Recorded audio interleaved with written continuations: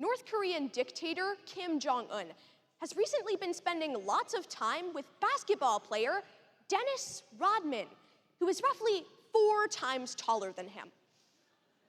And unfortunately, roughly 5 times taller than me.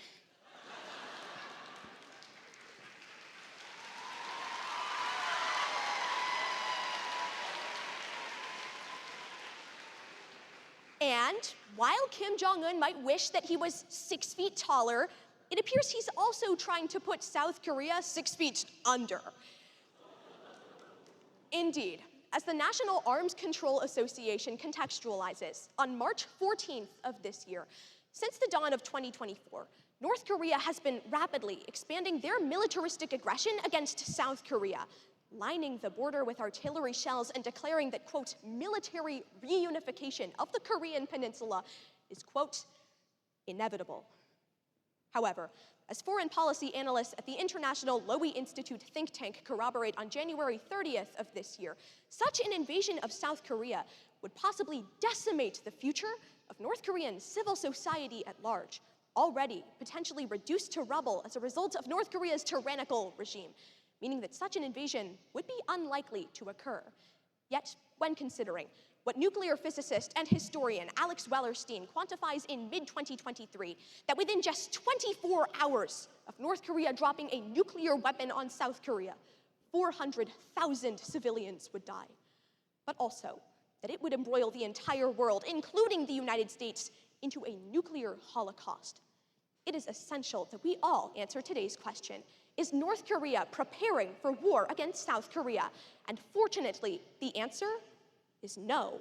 They're actually just using it to further their own diplomatic ambitions. Specifically, first, by influencing South Korean politics.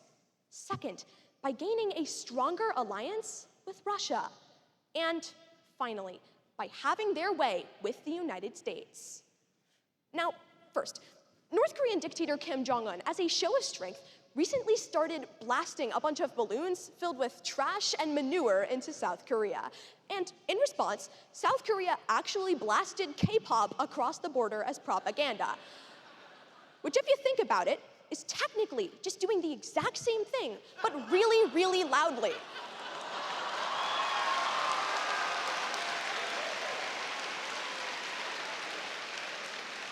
However, it's also clear that South Korean President Yoon Suk-yeol's approval ratings have had a smooth-like-butter descent to the bottom. Giving us the first reason North Korea is not gearing up for an invasion of South Korea. They're just trying to influence South Korean politics. The problem is explained by the Diplomat magazine of Asia on April 13th of 2022. At that point, South Korea decided to elect conservative President Yoon Suk-yeol, who, in contrast to other left-wing parties of South Korea, who like to embrace negotiations with North Korea, had an extremely hardline policy towards their northern foe, embracing not just tactical weapon proliferation, but intolerant economic sanctions that have pushed the North Korean economy further towards the edge, and left North Korea desperate to get him out of office. And yet, they don't have to invade South Korea in order to accomplish that goal. The Center for Strategic and International Studies illustrates, on March 7th of this year, as a result of North Korea's aggression at the border against South Korea, South Korean President Yoon Suk-yeol's approval ratings has fallen to a mere 23%, because when South Koreans feel unsafe, they blame it on their incumbent regime. As a result, in April's parliamentary elections, Yoon Suk-yeol's party was demolished by the left-wing opposition, who favors negotiations with South Korea instead. That's making sure that North Korea doesn't have to invade and decimate their entire country to get what they want. They just have to use threats to get their way. North Korea doesn't have to invade because they don't want to fight, they just want to talk. And brandishing their own guns is the best way to get South Korea to lay down their own and embrace diplomatic negotiations advantageous to the North Korean regime. But second, North Korean dictator Kim Jong-un recently sent a message to Vladimir Putin saying, quote, "We will fight imperialism together." But adding what I assume to be the correct punctuation, I'm pretty sure he meant, "We will fight imperialism together?"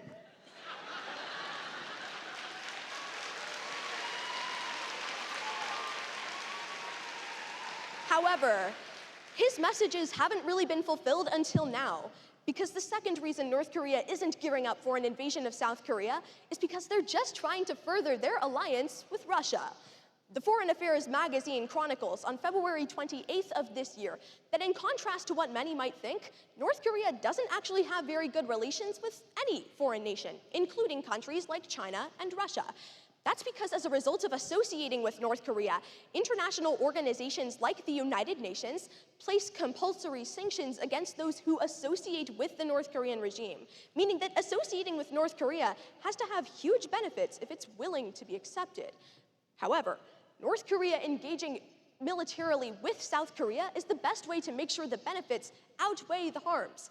The BBC asserts just 2 days ago that as a result of North Korea aggressing against South Korea and disrupting the Western-led world order, testing the will and resilience of Western alliances, countries like Russia have realized that it's advantageous to them to associate and bolster North Korea so that they can further disrupt the Western-led world order.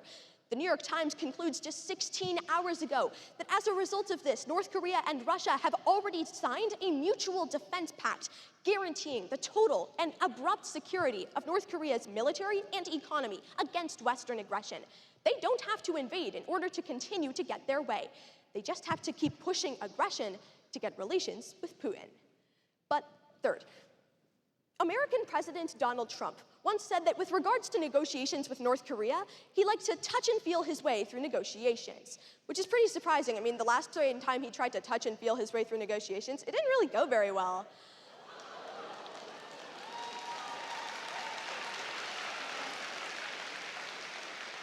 However, North Korean dictator Kim Jong-un is once again eager for the touch of an American president, and violating South Korea's borders is the best way to do that.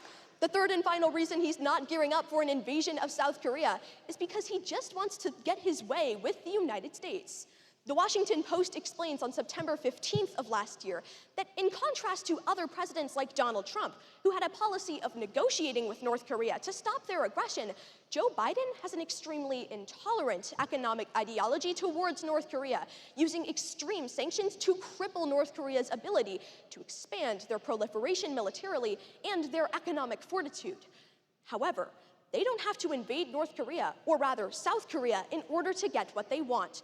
Because instead, as NPR contends on February 28th of this year, instead, North Korea aggressing against South Korea has decreased Joe Biden's approval rating because it adds to the American sentiment that he can't control international affairs.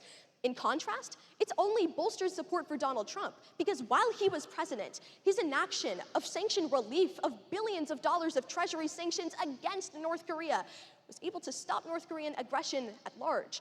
North Korea doesn't have to invade South Korea and destroy their country in order to get what they want. In order to get an American president who will help them assist their ambitions by appeasing their governance, all he has to do is aggress against his southern foe. Considering that a nuclear weapon dropped on Hy-Vee Hall would obliterate this entire stadium and the entire city, it is critical we return to answer the question, is North Korea preparing for war with South Korea? The answer is no. They're just using aggression to get what they want. Whether it's with South Korea, Russia, or the United States, it's clear that while South Korea might have had some questionable ambitions with Dennis Rodman in the past, their military ambitions are even higher than Dennis Rodman's height.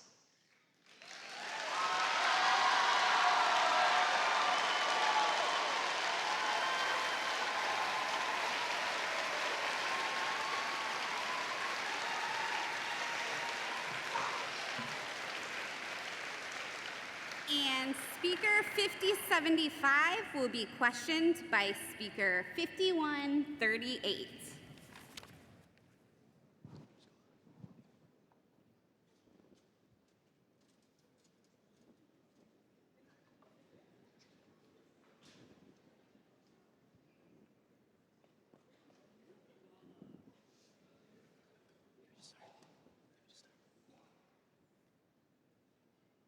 Great speech. I just have a couple of questions. Let's start on your first idea of South Koreans feeling unsafe. If so many South Koreans feel unsafe inside of their country right now, wouldn't it mean they're more likely to support a president that partners them with big, stronger nations like the United States or Yoon Suk-yeol?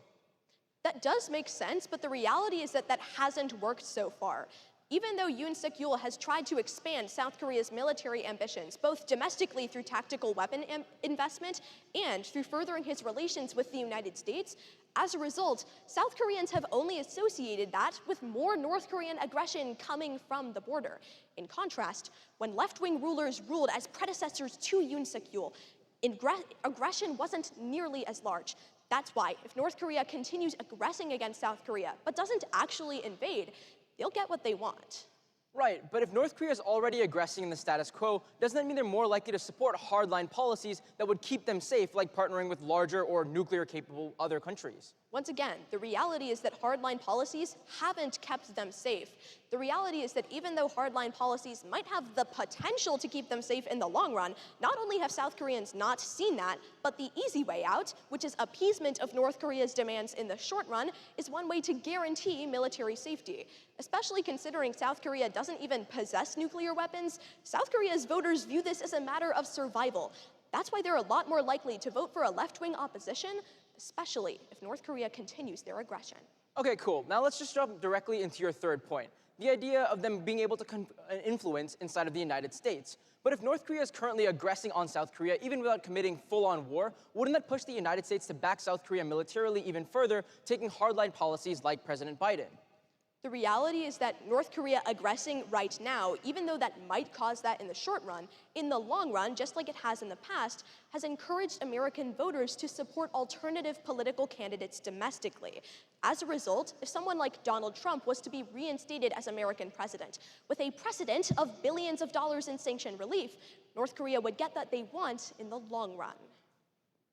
Great job.